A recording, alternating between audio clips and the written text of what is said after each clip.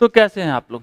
चलिए आज की कहानी शुरू करते हैं। आरआरबी एएलपी एंड टेक्नीशियन के अंदर जो आने वाले कुछ दिन में एग्जाम, पता नहीं कब होगा लेकिन होगा पक्का। ओके, इसके फिजिक्स के क्वेश्चन जो कब पूछे गए थे? 21/1 को स्टेज 2 और शिफ्ट 2 के अंदर। शिफ्ट 1 की कहानी हो चुकी है, कुछ स्टेज 1 के भी क्वेश्चंस हुए हैं। क्वेश्चन बैंक आप यदि नहीं देखे हो तो डिटेल में यहाँ दिया हुआ है, आप देख सकते हैं। तो इसमें जो भी फिजिक्स से रिलेटेड क्वेश्चंस पूछेगा हम उनकी चर्चा करेंगे, ठीक है। आराम से समझिए, क्वेश्चंस स्टेज 2 के थोड़े अच्छे होते हैं, मतलब आप थोड़ा सा पढ़िएगा तो अच्छा करके आइएगा। चलिए शुरू करते हैं।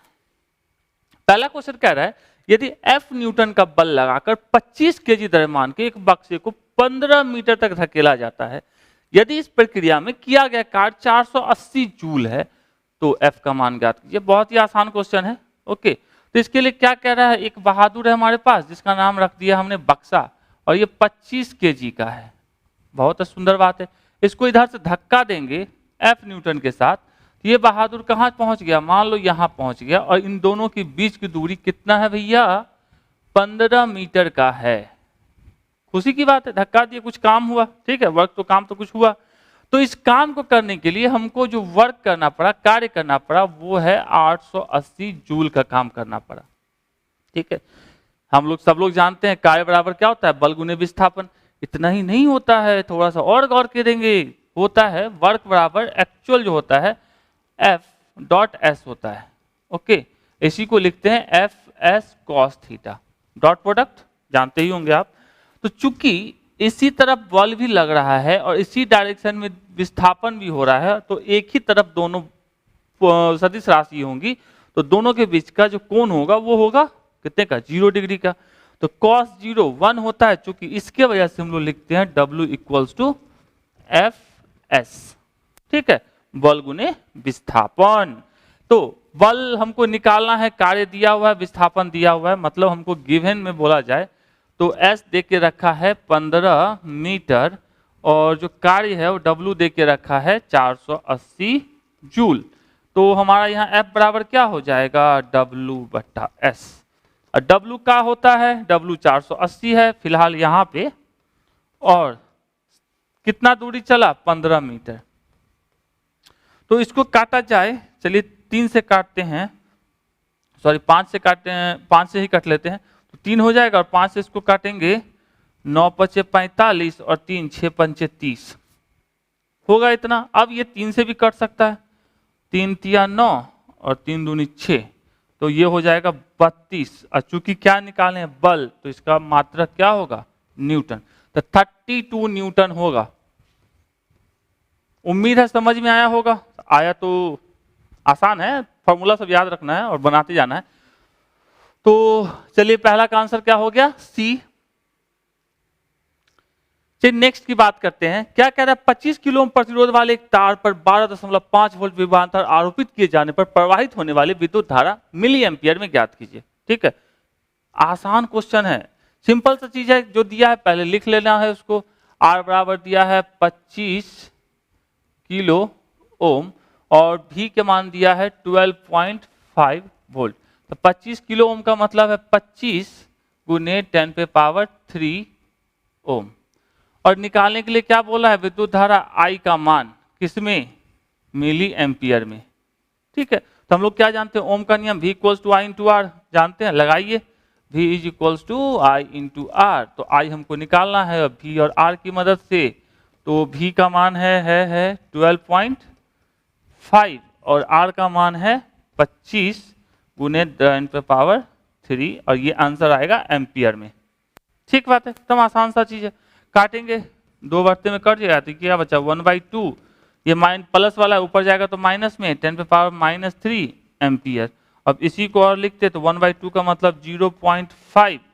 अब मिली 10⁻³ का मतलब डेसी सेंटी मिली, तो मतलब मिली एम्पियर। तो ये अपना रिजल्ट आ गया, आई की वैल्यू आ गई 0.5। तो 0.5 दूसरा का आंसर क्या हो जाएगा? ए। आसान है, न्यूमेरिकल याद नहीं किया जा सकता, तो सिर्फ फॉर्मूला याद है, थोड़ा सा प्रैक्टिस कर लीजिए, सब होना है।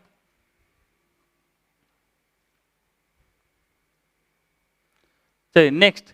कह रहा है उस घिरनी प्रणाली का वेग अनुपात ज्ञात कीजिए जिसकी दक्षता 50% हो और इस पर 100 न्यूटन का बल लगाए जाने पर 250 न्यूटन का भार उठाती हो। तो आपको पता होगा वेग अनुपात क्या होता है, प्रयास बल द्वारा तय की गई दूरी बटे भार द्वारा तय की गई दूरी, दक्षता यांत्रिक लाभ बटे वेग अनुपात, आपको सिलेबस से पढ़ाया गया होगा। और यांत्रिक लाभ क्या होता है, उठाए गए भार बटे प्रयास बल।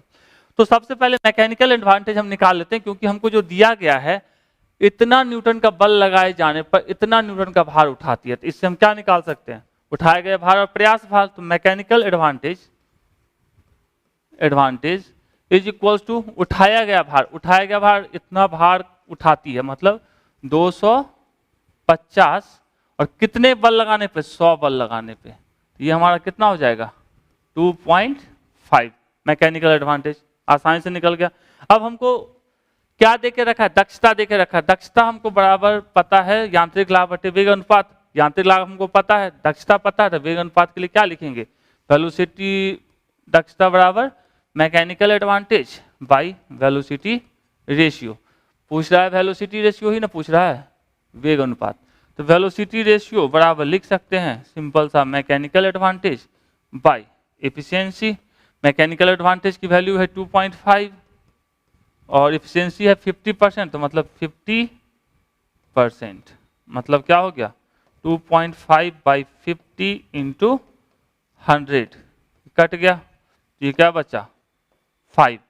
मैकेनिकल एडवांटेज 2.5, वेलोसिटी रेशियो 5, चूंकि ये रेशियो क्या होता है, वेलोसिटी रेशियो जो हमारा होता है बल बट्टा बल, सॉरी दूरी बट्टा दूरी, ठीक है, तो दूरी बट्टा दूरी मतलब कोई मात्रक नहीं होगा, जिसका कोई मात्रक नहीं होगा तो आंसर क्या हो जाएगा 5। तो आंसर क्या हो जाएगा डी। आसान है, इस चीज को याद रखिए। वन क्या बोलते हैं, स्टेज 1 के अंदर भी आपको डायरेक्ट फॉर्मूला पूछा जा सकता है। तो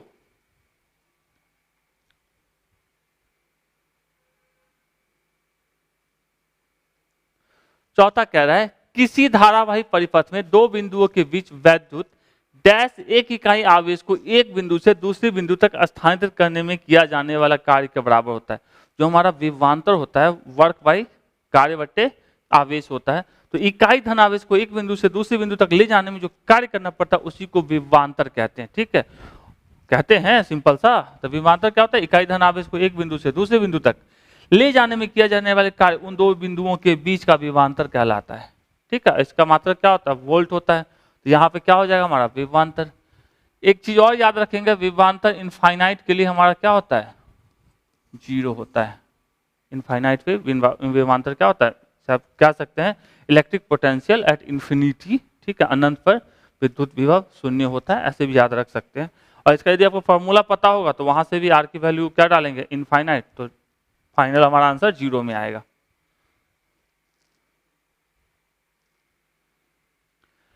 पांचवा, निम्नलिखित में से कौन सा गैस एक प्रमुख ग्रीन हाउस गैस नहीं है जो जलवायु परिवर्तन का कारण होती है।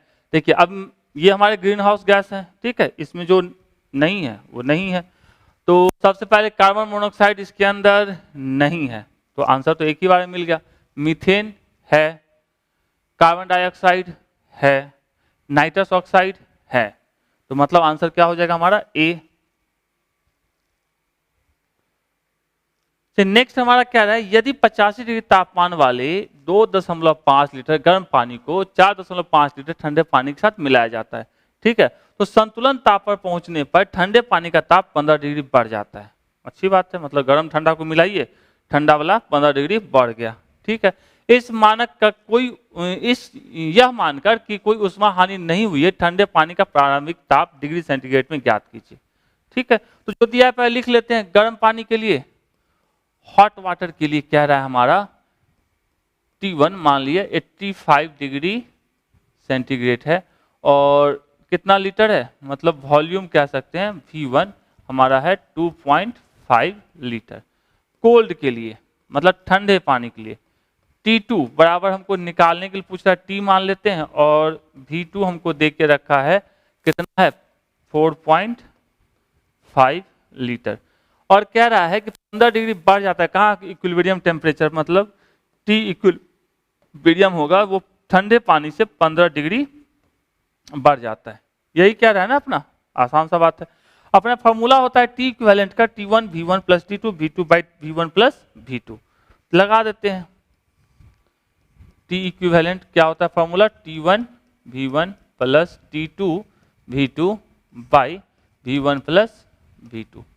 अब T1 कितना है 85 2.5, 85 इंटू 2.5 प्लस T2 T अब V2 4.5, T इंटू 4.5 बट्टे V1 2.5 प्लस V2 4.5। अब इसको सॉल्व करेंगे तो 85 इंटू 2.5 हमारा हो जाता है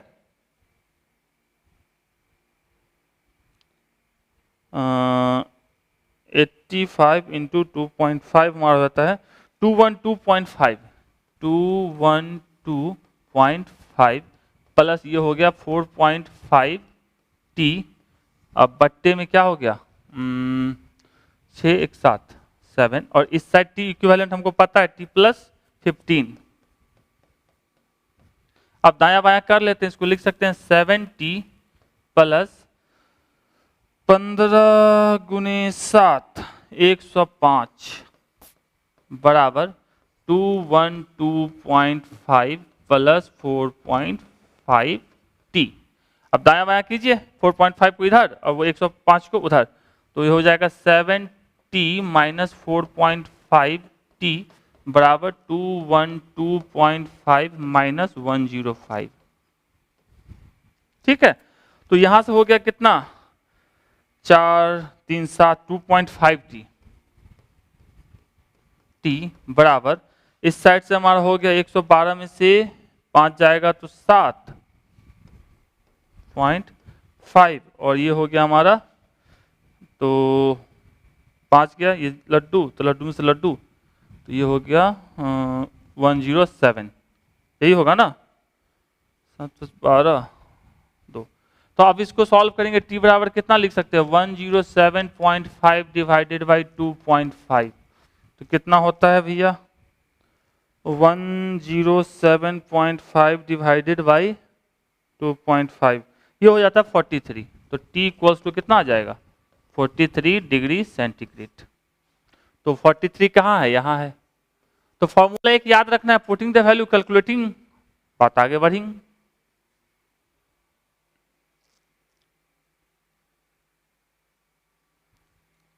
चलिए नेक्स्ट पे चलते हैं। क्या रहा है 43.2 किलो जूल ऊष्मा अवशोषित करने के लिए एल्युमिनियम के बने 800 ग्राम कैलोरीमीटर को कितने डिग्री सेंटीग्रेड तक गर्म किया जाना चाहिए। एल्युमिनियम के विशिष्ट ऊष्मा धारिता 0.9 जूल पर ग्राम पर केल्विन है। ठीक है, कोई दिक्कत नहीं है, जो दिया उसको लिख लेते हैं। ऊर्जा कितनी दी गई है, Q बराबर दी गई है 43.2 किलो जूल।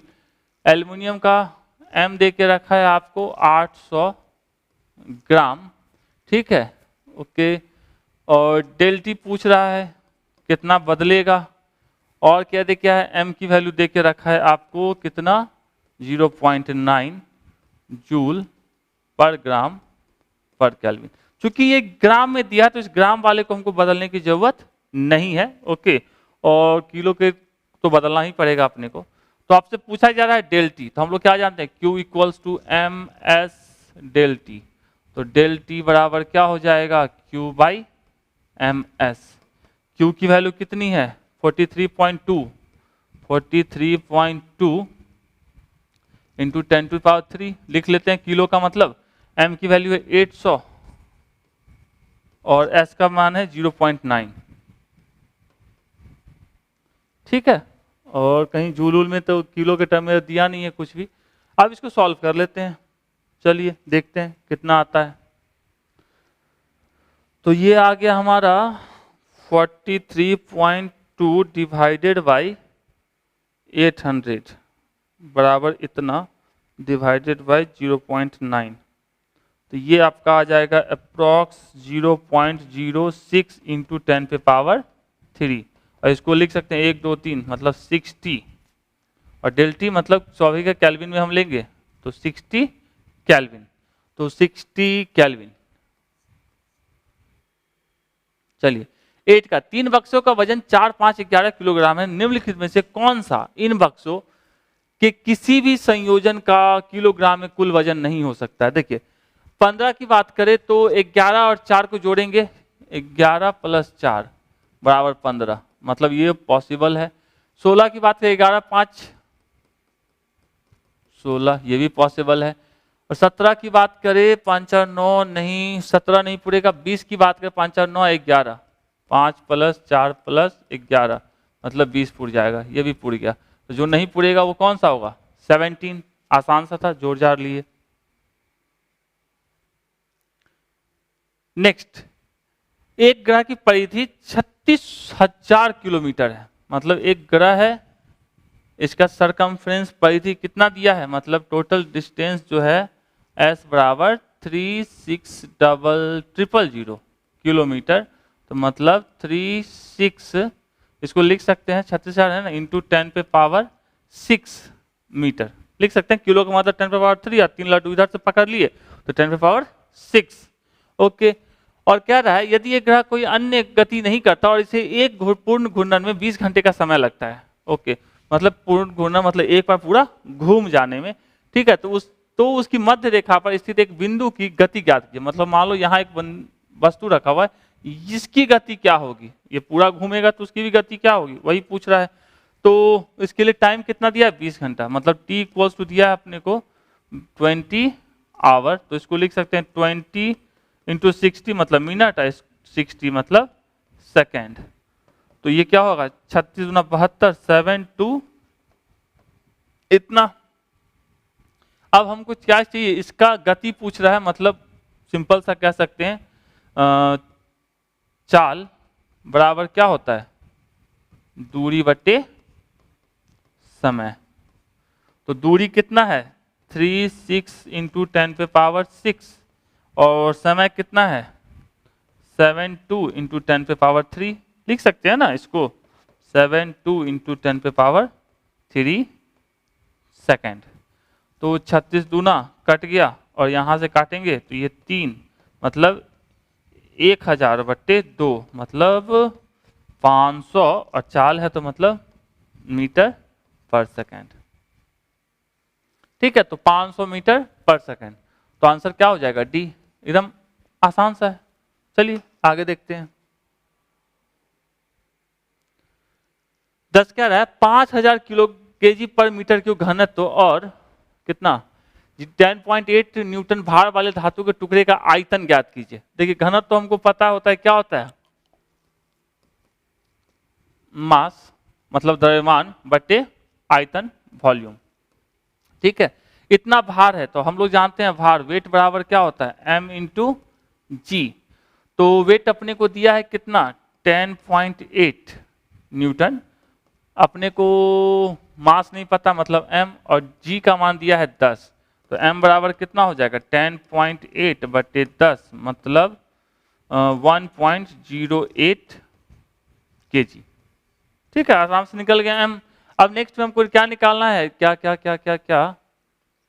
आयतन निकालना। तो क्या है? घनत्व बराबर द्रव्यमान बटे आयतन। तो आयतन बराबर क्या लिख सकते हैं? आयतन बराबर क्या हो जाएगा? घनत्व द्रव्यमान बटे घनत्व। तो द्रव्यमान कितना है? 1.08 और घनत्व कितना है? इस तो हमारा क्या घनत्व कितना है? 5000। ओके, तो ठीक है, अब इसको सॉल्व करेंगे, कितना आएगा? कुछ तो आएगा। इसको हम लिख सकते हैं ऐसे भी 1.08 / 5 × 10⁻³ ओके, तो ये हमारा आ जाएगा 1.08 डिवाइडेड बाई 5, ये आ जाएगा आपका 0.216 × 10⁻³ किसमें? मीटर³ में। लेकिन आंसर अपने को किसमें चाहिए? अपने को आंसर चाहिए इसका सेंटीमीटर क्यूब में। तो इसको लिख सकते हैं ऐसा,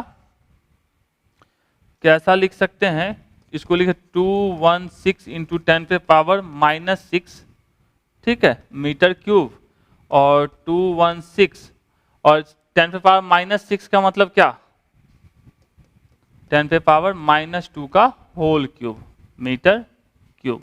तो 216 इंटू इसका मतलब है 10⁻⁻2 का देसी सेंटी, तो इसको लिख सकते हैं सेंटीमीटर का क्यूब। तो 216 गुना का साइन हटा देते हैं बीच से, 216 सेंटीमीटर क्यूब, तो 216 कहाँ रह जाते हो भाई, तो आंसर क्या हो जाएगा सी।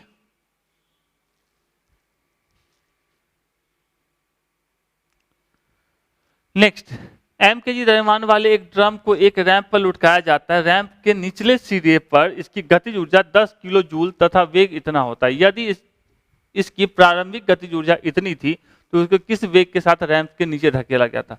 मान लो ये हमारा एक रैंप है, यहाँ के बोला है प्रारंभिक कहानी है, तो यहाँ पे काइनेटिक एनर्जी जो है फर्स्ट वो हमारा कितना दिया, यदि प्रारंभिक गतिज ऊर्जा 625 जूल है, और यहाँ का वेग पूछा जा रहा है क्या होगा, और जब नीचे पहुंचता है तो उसका गतिज ऊर्जा हो जाती है 10 किलो जूल, 625 जूल।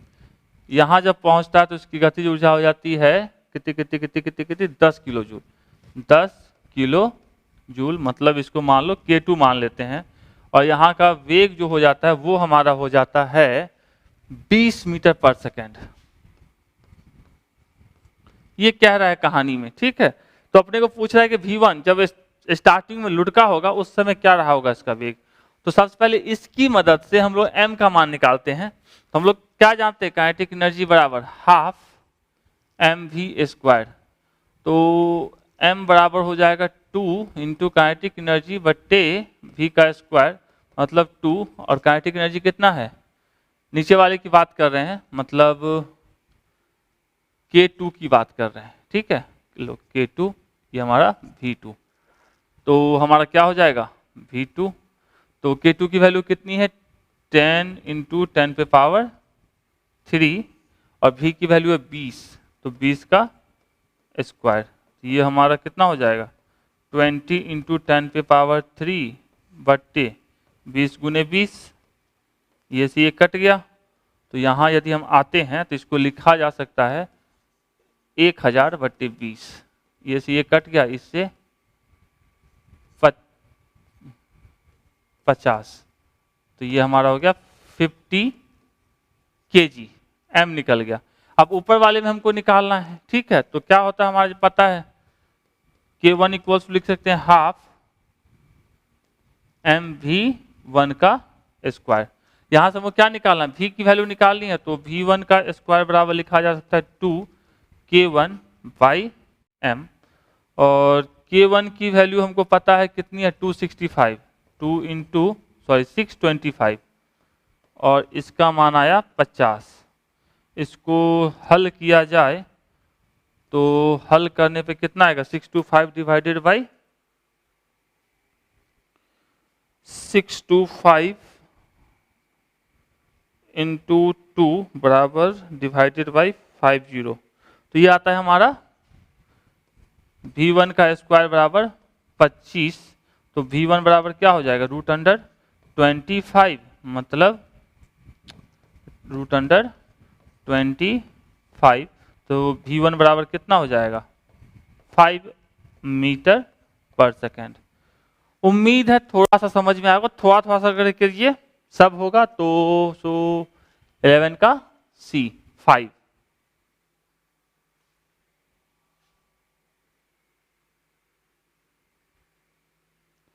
चलिए 12 की बात करते हैं। क्या कह रहे हैं, एक पंप की कार्य क्षमता 50% है। यदि 20 मिनट में 20 टन पानी को 60 मीटर ऊंचाई तक चढ़ा सकता है, पंप की इनपुट शक्ति ज्ञात कीजिए। पंप की इनपुट शक्ति क्या होगा। तो चलिए हम लोग को पता है जो हमारा क्या होता है कार्य क्षमता एफिशिएंसी, वो होता है आउटपुट बाय पी इनपुट। तो P इनपुट बराबर क्या हो जाएगा, power output by efficiency. Power क्या होता है, mgh बाई टी, कार्य बटे समय। तो यहां से यदि आप लिखना चाहो तो क्या लिख सकते हैं, mgh by T into efficiency. अब m की वैल्यू अपने को पता है, m कितना है, 2 टन, मतलब 2000, ठीक है। और g की वैल्यू कुछ नहीं दिया, मतलब 10 लेके चलते हैं, और h कितना 60 मीटर इंटू एफिशिएंसी। और ये हमारा दिया है टाइम कितना दिया है, 20 मिनट, तो मतलब 20 गुने 60 मतलब 60, और ये हो गया 50%, मतलब यहाँ 100। अब इसको काटा जाए तो 60 से 60, और यदि किया जाए तो ये कट जाएगा कितना 100, और ये कट जाएगा अपना 2 बार में, तो कितना आया 100 इंटू 10 इंटू 2, ठीक है। तो ये हमारा हो जाएगा 1 2 3, इसको लिखा जा सकता है, ये हो गया वाट में, तो 2 kilowatt, 2 kilowatt. Kilowatt में पूछा था तो किलो वाट में हमने निकाल लिया। तो उम्मीद है कि ये समझ में आएगा, थोड़ा सा कुछ नहीं किया है। इफिशिएंसी आपको पता है आउटपुट बाय इनपुट होता है, तो इनपुट हमसे पूछा जा रहा है, आउटपुट हम यहाँ से mgh बाई टी। अच्छा यहाँ क्यों लिखे इफिशिएंसी, यहाँ नहीं, ये अलग कहानी है। ओके, mgh बाई टी, तो उसको यहाँ ला दिया, एफिशिएंसी का एफिशिएंसी लिख दिया, सबकी वैल्यू पुट कर दिया, फाइनल निकाल दिया, 2 किलो वाट हमारा आंसर आ गया, ठीक है।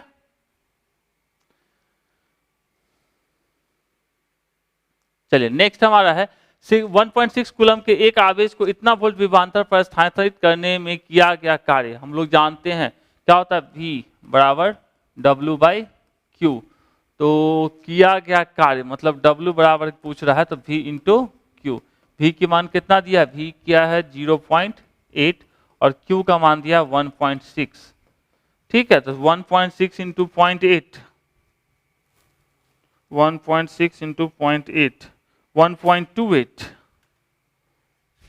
1.28, और जो कि कार्य है तो जूल, तो 1.28, एकदम आसान सा था एकदम।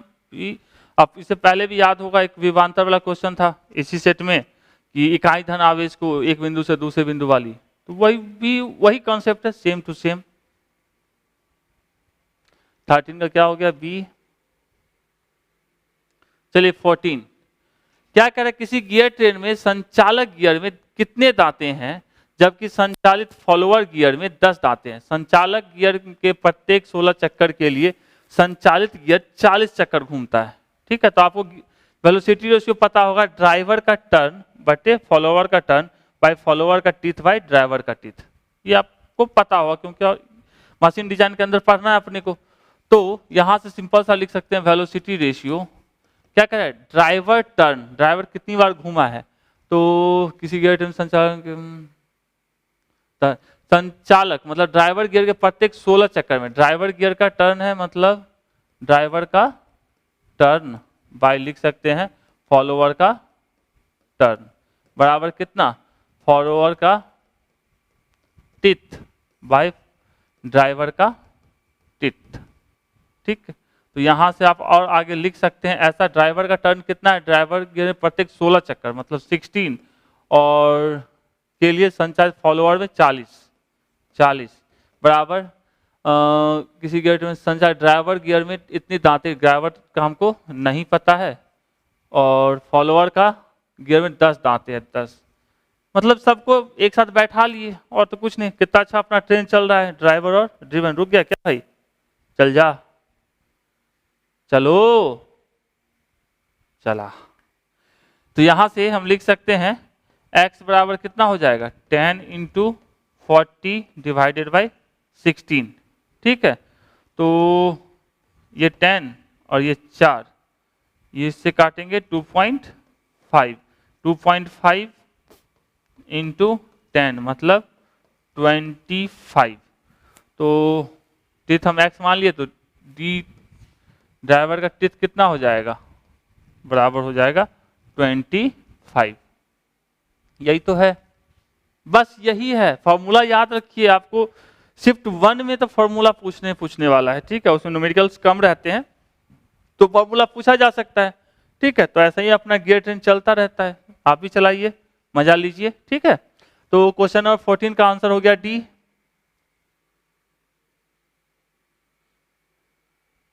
चलिए 15, सीमेंस किसकी इकाई? सीमेंस हमारा जो होता है वो हमारा होता है विद्युत चालकता का इकाई, ठीक है। तो सीमेंस हमारा विद्युत चालकता की इकाई होती है। ओके, तो ध्यान रखें विद्युत चालकता क्या होते हैं? प्रतिरोध के व्युत्क्रम को पदार्थ की विद्युत चालकता कहते हैं। G = 1/R या I/V भी कह सकते हैं। इसी का दूसरा यूनिट की बात करें तो वो होता है पर ओम या महो, और भी कुछ कहते तो क्या कहते हैं? सीमेंस कहते। तो ये याद रखने की चीज है, इसमें कुछ कॉन्सेप्ट वाली बात है नहीं। तो 15 का सी। 60 केजी द्रव्यमान के एक पिंड का मंगल ग्रह पर भार इतना है, मंगल पर गुरुत्वजनित त्वरण ज्ञात कीजिए। मंगल, चलिए पहले मंगल से पहले अपन चलते हैं 60 केजी द्रव्यमान के ऊपर। अब मंगल ग्रह पे उसका वजन कह रहा है हमारा कितना है? 2 न्यूटन, ठीक है। तो हम लोग जानते हैं वजन इक्वल्स टू क्या होता है? m × g। तो g पूछा जा रहा है तो g बराबर क्या हो जाएगा? m। तो वेट कितना दिया है? 2 और ये दिया है 60। चलिए भाग देते हैं। तो 2 डिवाइडेड बाई 60, तो ये हो जाएगा 3.7 मीटर पर सेकेंड स्क्वायर। तो 3.7, 16 का आंसर क्या? बी। इजी सा था, F = m × g होता है। लगाते हैं F = बोलिए, चाहे इसी को वेट बोल लीजिए, ठीक है, दोनों एक ही बात है, दोनों न्यूटन ही देता है अपना। तो क्वेश्चन नंबर 16 का आंसर हो गया बी।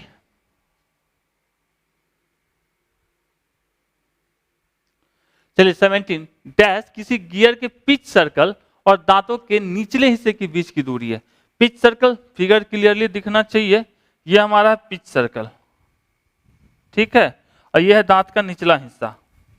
इस दोनों के बीच का जो ये दूरी होता है उसको बोला जाता है डिडेंडम, ठीक है। तो आंसर यहाँ पे तो क्लियरली है डिडेंडम। पिच सर्कल, दांत का ऊपरी हिस्सा उसको बोला जाता है एडेंडम। ध्यान रखेंगे जो वहां पिच लाइन है उसके नीचे वाले को फ्लैंक बोलते हैं और उसके ऊपर वाले को फेस बोलते हैं, और इसको जो ऊपर दांत को छूता है उसको एडेंडम सर्कल, ठीक है। और ये हमारा क्या हो गया? फेस विड्थ, चौड़ाई जो फेस की होगी। तो ये सारी चीजें आपको याद रखनी चाहिए, किसको पिच सर्कल बोलते हैं, किसको एडेंडम, किसको डिडेंडम, किसको फ्लैंक, किसको फेस, ठीक है, पढ़े होंगे। चलिए तो आंसर क्या हो गया? 17 का ए।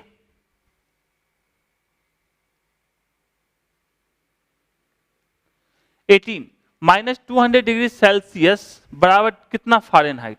ये पूछा जा रहा है क्वेश्चन, ठीक है। वो तो ध्यान रखिएगा, ये फिगर बहुत प्यार से बनाए हैं आपके लिए। तो वाटर का जो बॉइलिंग पॉइंट है फ़ारेनहाइट में, सेल्सियस में और केल्विन में, यदि आप किसी एक का याद रखते हैं तो इस फॉर्मूले की हेल्प से केल्विन में भी निकाल सकते हैं, फ़ारेनहाइट में भी निकाल सकते हैं। तो सिर्फ यूज करने आना चाहिए। तो फिलहाल हमको याद रखेंगे वाटर का बॉइलिंग पॉइंट तो पता ही है 100 डिग्री सी, और हमारा फ्रीजिंग जो वाटर का होता है वो 0 पे, और हमारा एब्सोल्यूट 0 जिसको बोला जाता है -273.15, इतना याद रखिए। और फ़ारेनहाइट पे निकालना हो या केल्विन में निकालना, इस फॉर्मूले में पुट कीजिए, निकाल लीजिए। फिलहाल देखिए अपन किसका निकालते हैं? -200 डिग्री सेंटीग्रेड का। किस में निकालना है? फ़ारेनहाइट में। तो पहला दूसरा को पकड़ेंगे, इसको और इसको, तो क्या लिखेंगे? C/5 बराबर F-32 डिवाइडेड बाई 9। सी की वैल्यू कितनी दी गई है? -200/5 बराबर F-32 डिवाइडेड बाई 9। अब इसको कर लेते हैं गुनु, तो हमारा हो गया ये -1800 बराबर 5F माइनस ये इसको गुना करेंगे तो 0 और 16 160, इतना ही होएगा। तो 5F बराबर कितना हो जाएगा? ये इस साइड आ जाएगा तो -1800 और प्लस 160, ये हो जाएगा 0 से 0, यहाँ हो गया 4 और ये हो गया 7, 7 में से 1 गया तो 6, -1640 बराबर 5F। तो F बराबर क्या हो जाएगा? -1640 डिवाइडेड बाई 5। लगाइए फिर से, आप लोग इसको खुद से कीजिएगा कैलकुलेट। 1640 डिवाइडेड बाई कितना? 4, सॉरी 4 नहीं है 5 है, तो 328, तो ये हो जाएगा -328 फ़ारेनहाइट। फ़ारेनहाइट में ही है ना, -328 डिग्री सेंटीग्रेड फ़ारेनहाइट में। तो आंसर क्या हो जाएगा हमारा 18 का ए।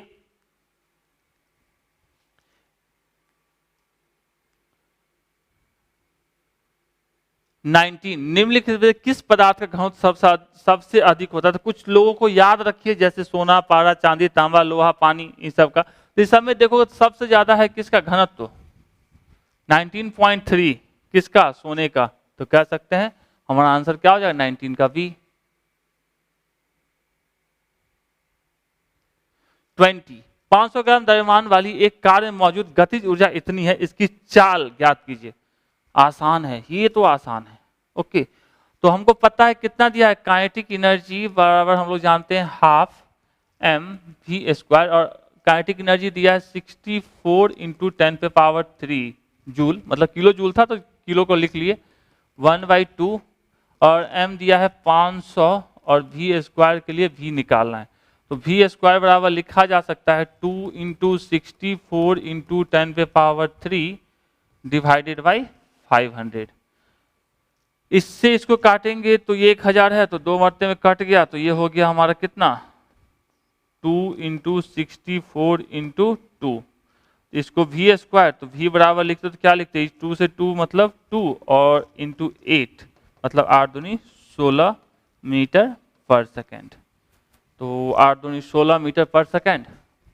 देख कितना जल्दी, मतलब हमको भी कैलकुलेटर की जरूरत नहीं पड़ी, मतलब मेरा मैथ थोड़ा कैलकुलेशन स्लो हो गया है ना। तो भावनाओं को समझिए आप, लेकिन कैलकुलेशन अपना स्लो नहीं कीजिए, क्योंकि आपको एग्जाम देना है। ओके, तो 60 मीटर पर सेकेंड, उम्मीद है समझ में आएगा, इजी है।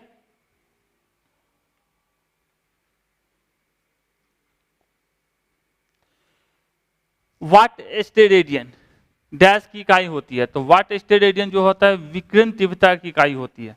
तो विकिरण तीव्रता की, विद्युतशीलता की इकाई क्या होती है? सीमेंस प्रति मीटर। पारगम्यता की इकाई हमारी होती है हेनरी प्रति मीटर। और विद्युत चालकता, इससे पहले ही पूछे हुए है सीमेंस, ठीक है, विद्युत चालकता का। तो ये हमारा इसका आंसर 21 का डी। चलिए, 15 ओम का प्रभावी प्रतिरोध प्राप्त करने के लिए 8 ओम और 20 ओम के दो प्रतिरोधों को समांतर क्रम में जोड़ा गया है। जोड़ देते हैं। पैरेलल जोड़ने का फॉर्मूला होता है 1/R1 + 1/R2। तो आरपी का वैल्यू कितना आया है 15, 1/R + 1/20। तो इसको इधर लेके आएंगे तो हमारा क्या होगा 1/15 - 1/20 बराबर 1/R। तो ये हो गया 5 20 × 15, 20 - 15 बराबर 1/R। इसको काट दिए 3, तो ये हो गया 1/60 बराबर 1/R। तो R बराबर कितना 60 ओम। 60 ओम कितना इजी था, मतलब सिर्फ फॉर्मूला याद है और थोड़ा सा प्रैक्टिस करके रखे हैं तो सटाक सटाक बनी। ठीक है, तो 22 का बी। चलिए नेक्स्ट की बात करते हैं। प्रतिरोधकता लंबाई अनुप्रस्थ काट के क्षेत्रफल वाले धातु के एक तार जिसमें से 30 सेकंड में क्यू आवेश प्रवाहित हो रही है के विभवांतर भी के लिए निम्नलिखित से कौन सा सूत्र सही है? काफी मेहनत है, ठीक है, करते हैं। हम लोग को क्या पता है V = I × R। तो I बराबर क्या लिखा जा सकता है V/R।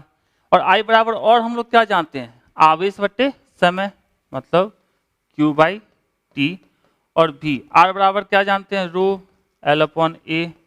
इसको लिखते QT बराबर VA/ρ × L। तो यहां से इसको थोड़ा और दाएं बाएं कर लेते हैं तो क्या आ जाएगा QρL बराबर VAT। किसके साथ मैच करता है VAT QρL। ये एकदम आसान सा था। V = I × I का वैल्यू डाल दिए और R का वैल्यू डाल दिए, निकाल दिए, आसान है। तो 23 का क्या हो जाएगा D। चलिए 24 दशमलव संख्या 413 के समतुल्य बाइनरी संख्या ज्ञात कीजिए। ये ऑलरेडी आपको 12th में ही पढ़ना था। ओके, तो इसको निकालते हैं 413 ऐसे कुछ निकालते हैं। चलिए 2 से भाग देंगे तो कितना हो जाएगा, ये 2 0 और ये हो गया, और बच कितना जाएगा 1, फिर 2 से भाग देंगे तो 1 0 3 बचेगा 0, फिर 2 से भाग देंगे तो 5 और 1 बच जाएगा, फिर 2 से भाग देंगे तो कितना हो जाएगा 2 5 1 बच जाएगा, फिर 2 से भाग दे देते हैं तो हो जाएगा कितना 1 2 1 बच गया, फिर 2 से भाग दिए 6 0, फिर 2 से भाग दे देंगे 3 और यहाँ 0, फिर 2 से भाग देंगे तो कितना हो जाएगा 1 होगा ना। अब फिर यदि हम इसको 2 से भाग देते हैं तो 0 1, तो इसको नीचे से ऊपर की तरफ लिखना होता तो क्या लिखेंगे 1 1 0 0 1 1 1 0 1। अब बेस इसका क्या हो जाएगा 2, तो आंसर किसके साथ मैच करेगा 1 1 0 0 1 1 1 0 1, तो आंसर हो जाएगा डी। एकदम आसान सा, यदि आप इसको प्रैक्टिस कर लोगे तो ये आसान काउंट होता है। ओके, तो 24 का डी। चलिए 25 लेड की विशिष्ट उष्माधारिता इतनी है यदि लेड के 250 ग्राम के एक टुकड़े द्वारा 5 किलो जूल उष्मा अवशोषित किया जाने के बाद उसका ताप इतना डिग्री बढ़ जाता तो उसकी उष्माधारिता, ठीक है, उष्माधारिता निकालना। इसका परिभाषा भी किसी वीडियो में था। ओके, तो सिंपल सा ये वाला फॉर्मूला लगा सकते हैं, Q equals to C del T. C होता है उष्माधारिता, Q बाई डेल टी, या इसी को बोलते हैं M इंटू एस। ठीक है, तो Q की वैल्यू कितनी है 5 किलो जूल, तो 5 इंटू 10 पे पावर 3, और डेल टी की वैल्यू इतना बढ़ जाता है 10, मतलब ये हो गया हमारा, लिख सकते हैं इसको 500। सिंपल सा आंसर आ जाएगा अपना। तो 500 किधर है, ये है जूल पर केल्विन, जूल पर केल्विन। ठीक है, तो एकदम Q इक्वल्स टू सी, या ऐसे भी ये भी फॉर्मूला पढ़े हैं, इससे पहले क्वेश्चन बनाया Q equals to M S del T, और यही एम एस हमारा क्या बनाता है, हमारा किधर गया उष्माधारिता, तो वही सी को हमने निकाल दिया है। ठीक है, चलिए तो 25 का सी। 26 पानी में पूरी तरह से डुबाए जाने पे एक धातु के टुकड़े का आभासी द्रव्यमान 60 किलोग्राम प्राप्त होता है यदि इस धातु के टुकड़े को आपेक्षिक घनत्व 2.5 हो तो इसका वास्तविक द्रव्यमान ग्राम में क्या होगा। तो आपेक्षिक घनत्व बराबर रिलेटिव डेंसिटी बराबर क्या होता है, वायु में भार बटे आभासी भार। ठीक है, तो हम कह सकते हैं रिलेटिव डेंसिटी बराबर वेट किस में, एयर में, और वेट किस में, वाटर में। वाटर ही दिया है ना, पानी में, तो वाटर में। तो एयर के लिए हम क्या लिख सकते हैं, वेट एयर के लिए relative density into weight in water. तो रिलेटिव डेंसिटी कितना दिया है 2.5, और वाटर में भार कितना दिया है 60 ग्राम। तो ये क्या हो गया, 1 कट गया 25, तो 150 ग्राम, 150 ग्राम सी। कितना आसान था, सिर्फ फॉर्मूला याद है, बनाया जा सकता है। तो 26 का हो गया हमारा सी। 27 का दो बाइनरी संख्या इतना इतना के बीच का अंतर। अब दोनों के लिए क्या कर सकते हैं, सबसे आसान है, दोनों को पहले किस में बदलेंगे, दशमलव संख्या के अंदर, और उसके बाद उसको घटा के वापस से सॉल्व कर लेंगे। तो यदि हम इसका बदलते हैं तो 1 0 0 1 0 0 0 0 बाइनरी में इतना है, तो ये डेसिमल में आपका आएगा 144, और उसी तरीके से जब इसको बदलोगे 1 0 0 1 बेस 2, इसको जब बदला जाएगा तो ये हमारा हो जाता है 111 है, 4 1 है। ठीक है, ये हमारा हो जाता है 121। ठीक है, अब 144 माइनस 121 बराबर कितना 3 2 23। अब इसको बदल लेते हैं किसमें, अभी जस्ट पहले जो देखे थे उसके हिसाब से बाइनरी में कन्वर्ट करना सीखे थे ना। 23 को करते तो क्या करते हैं, देखिए 23 2 से कितना, 1 और 1 1, यहाँ 2 1 10, सॉरी ये हमारा हो जाएगा 5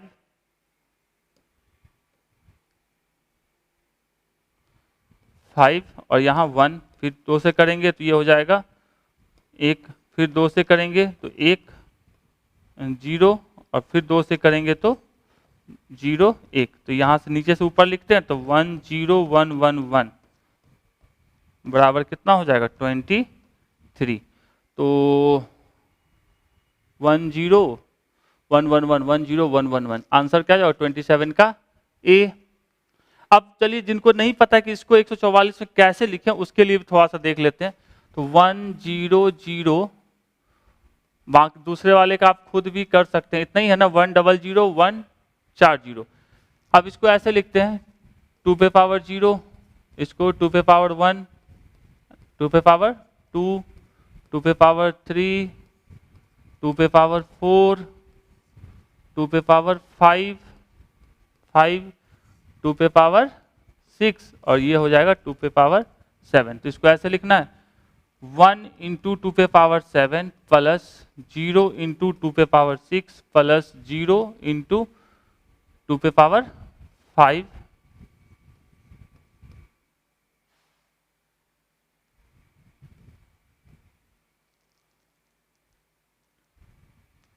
0 इंटू 2 पे पावर 5 प्लस 1 इंटू 2 पे पावर 4 प्लस 2 पे पावर 4 का 1 है, 2 पे पावर 3 के साथ क्या है 0 है, तो 0 इंटू 2 पे पावर 3 प्लस 2 पे पावर 2 के साथ क्या है 0 है, तो 0 इंटू 2 पे पावर 2 प्लस 2 पे पावर 1 के साथ भी 0 है, तो 0 इंटू 2 पे पावर 1 प्लस और 2 पे पावर 0 के साथ भी क्या है 0 है, तो 0 इंटू 2 पे पावर 0।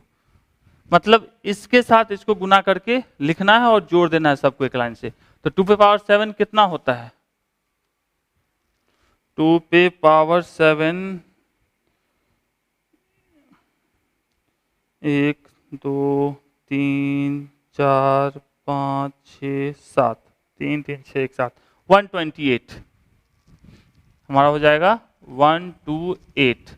ये 0 प्लस 0 प्लस 0, 2 पे पावर 4 2 दूनी 4 4 दूनी 8 8 दूनी 16 प्लस 16, ये भी हमारा 0, ये भी हमारा 0, ये भी हमारा 0, सब तो 0 ही है, बाद में सब 0 ही है। तो कितना आ गया 128 प्लस 16 कितना हो जाएगा 16 8 6 14 के 4 1 2 1 3 1 4 1, तो 144 यही तो हमने लिखा था। उसी तरह इसको भी इसी तरीके से सॉल्व करेंगे तो आएगा 121। अब इस दोनों को घटा लिए 23 बचा, 23 को बाइनरी सिस्टम में तोड़ दिए। उम्मीद है समझ में आया होगा, प्रैक्टिस कीजिएगा फटाफट बनेगा, ठीक है। तो 27 का ए।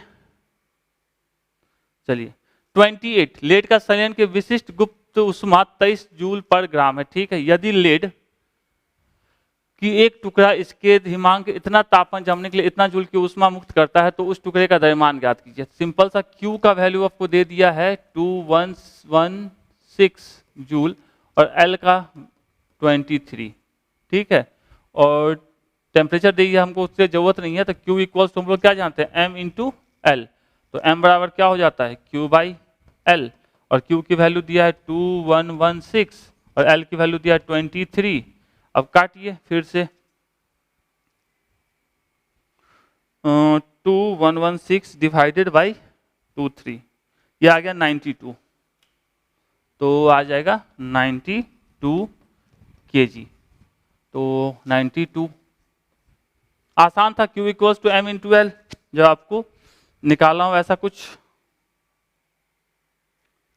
चलिए नेक्स्ट की बात करते हैं। क्या दिया है 2 सेंटीमीटर त्रिज्या, मतलब R बराबर कितना दिया है 2 सेंटीमीटर, ठीक है। और इसकी मोटाई मतलब थिकनेस दिया है, चलो H ले लेते हैं, इसका नाम है 0.05 सेंटीमीटर। और घनत्व आपको ग्राम सेंटीमीटर क्यूब में दिया है, तो आंसर भी अपना किस में आएगा क्या से पूछा जाए, द्रव्यमान ग्राम में पूछा तो कुछ भी चेंज करने की जरूरत नहीं है अपने को।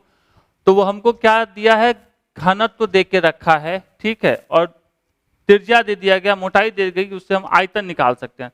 तो वॉल्यूम बराबर क्या होगा, पाई आर स्क्वायर इंटू एच। तो पाई इंटू आर कितना, 2 का स्क्वायर इंटू 0.05। ये हमारा कितना आएगा, ये हमारा आ जाएगा 22 गुने 4 गुने 0.05 डिवाइडेड बाई 7।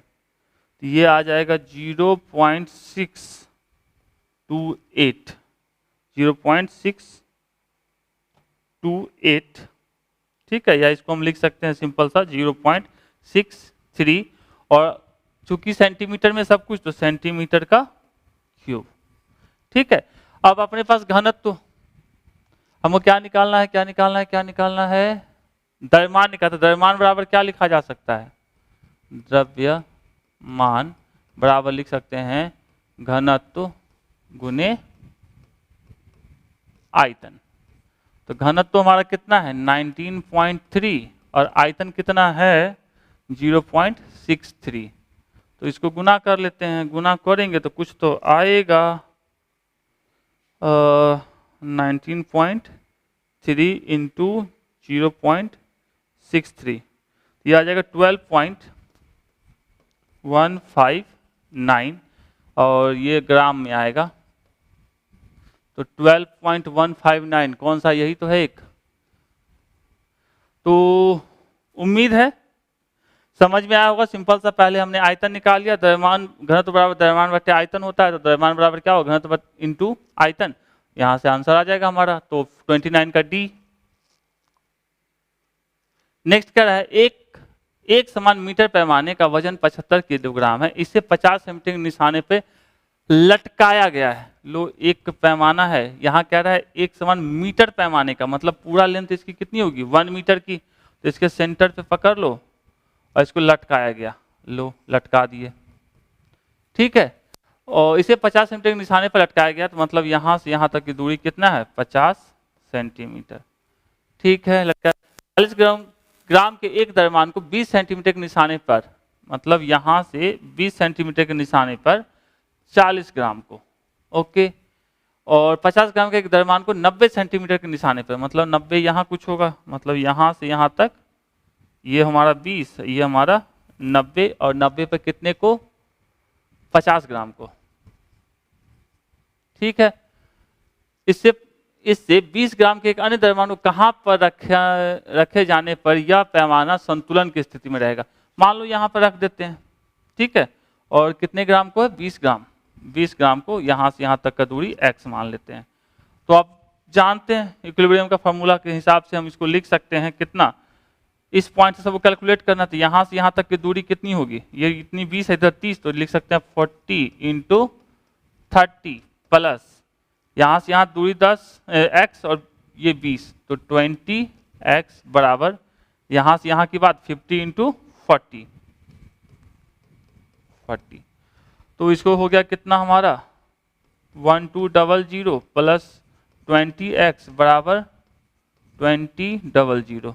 तो 20x बराबर ये इस साइड आएगा माइनस 1200, तो मतलब ये हो गया हमारा 800 20x। तो x बराबर कितना, ये से ये कट गया, तो ये हो गया हमारा कितना कितना 40। x कितना होना चाहिए 40। तो इसका मतलब है कि यहां से दूरी इधर कितनी होनी चाहिए 40 पे होनी चाहिए, तो इस वाले पॉइंट से कितनी होगी 10 होगी। तो आंसर कितना होगा हमारा, कहां से पूछा है, इससे 20 ग्राम के एक अन्य द्रव्यमान को कहां पर रखे जाने पर यह पैमाना संतुलन की स्थिति में होगा। तो 40 सेंटीमीटर निशाने पर रखेंगे, तो यहाँ से कहाँ से, इस वाले पॉइंट से 40 सेंटीमीटर में, तो ये हमारा होगा 40 सेंटीमीटर के निशाने पे, ठीक है। उम्मीद है समझ है, कहाँ से 40 सेंटीमीटर, जहाँ से बाबू साहब लटक रहे हैं, ओके। अदरवाइज हमारा क्या होता, कुछ और होता, 40 10 पे रहते, तब जाके ये इसको क्या करता, मेंटेन करता, ठीक है। उम्मीद है समझ में आया होगा। तो 30 का आंसर क्या हो जाएगा डी। Thanks for watching. तो 30 क्वेश्चंस आपके उम्मीद है समझ में आया होगा। अच्छा लगा तो अपने दोस्तों के साथ शेयर करना जरूर शेयर कीजिएगा। और जो यहाँ तक पहुँचे हैं कमेंट करके बताइए क्या आप इसका सेपरेट क्लास चाहते हैं आरआरबी का फिजिक्स के पॉइंट ऑफ व्यू से, ओके, या आप चाहते हो कि आपका जो भी पेपर है जैसे मैकेनिकल हो गया, इलेक्ट्रिकल हो गया, जो भी है उनका सेपरेट पेपर का क्लास, तो कमेंट में बताइएगा तो उस पर विचार किया जाएगा। यहाँ तक आए धन्यवाद। अपने दोस्तों के साथ शेयर कीजिए, आप ही का चैनल है, सपोर्ट की बहुत ज़रूरत रहती है हमेशा। Thank you.